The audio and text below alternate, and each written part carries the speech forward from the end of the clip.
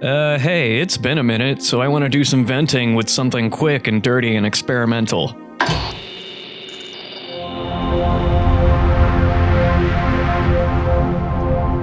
Francis Ford Coppola's upcoming Opus has spawned all sorts of pre-release buzz, criticism, and drama for like the past year. From concerns over its test screenings, or its ever-inflating budget, to behind-the-scenes tea over personal space, fake critical blurbs from throughout FC's career, and even some dips into the topic of wokeness and cancel culture.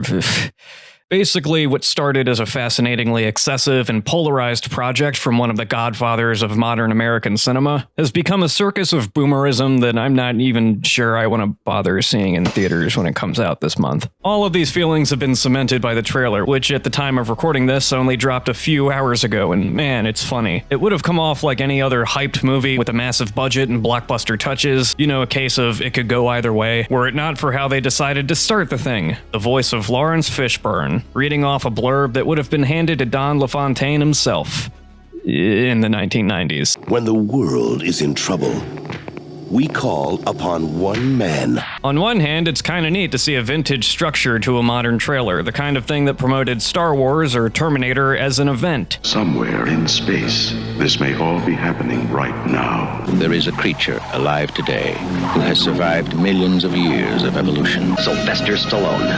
This time, he's fighting for his life. TriStar Pictures and Steven Spielberg bring you a remarkable new film. Arnold Schwarzenegger. Terminator 2. But that's the thing, them shits are old as fuck, and the only way to sell this in the modern landscape is as a pastiche for a past decade. The golden era of exploitation or camp. This summer, spice up your life with the Spice Girls.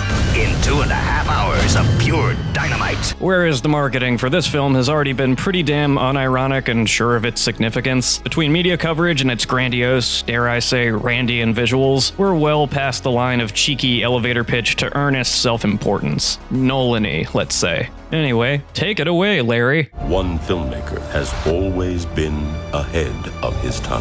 Go.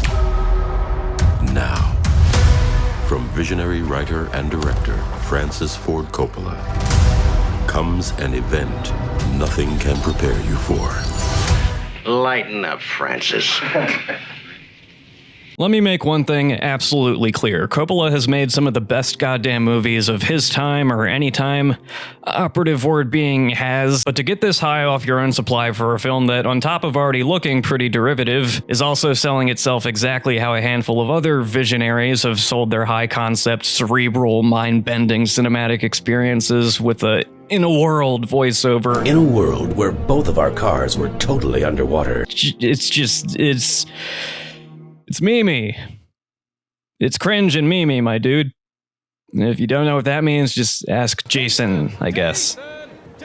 He's your youngest of kin, working in the industry, I think. Like, as far as the movie, I'll get to it when I get to it. I still adore a good chunk of that cast, and I'm at the very least sure it'll be a stimulating watch and conversation piece, but I'm just so over this flavor of pretentiousness with the art that I consume. I don't know. Like, the woke shit didn't help either, so, like, there's that. Adrian! That's his mom. I didn't know that till this year, but I see the resemblance. Most def. In Rushmore, he kind of looks like Adrian's kid. Yeah, I mean, we'll see when we see this. It's not like I'm opposed to watching this. It's not like this is Reagan or Caligula. Like, regardless of what I personally think of Coppola and his history and his conduct, like, he makes good movies. And, like, we'll see if... Like, I saw Don't Look Up recently and reacted pretty badly to that with the pretensions and ambition of essential cinema. Am I, like, losing my religion? Am I Michael Stipe on cinema? I don't know, you tell me.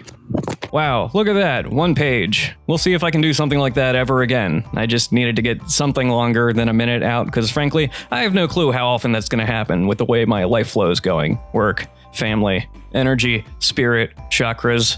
It's a crapshoot. Hopefully I get some more shorts out. I've got 2 audios that I could edit for next week. Be sure to subscribe if this did anything for you.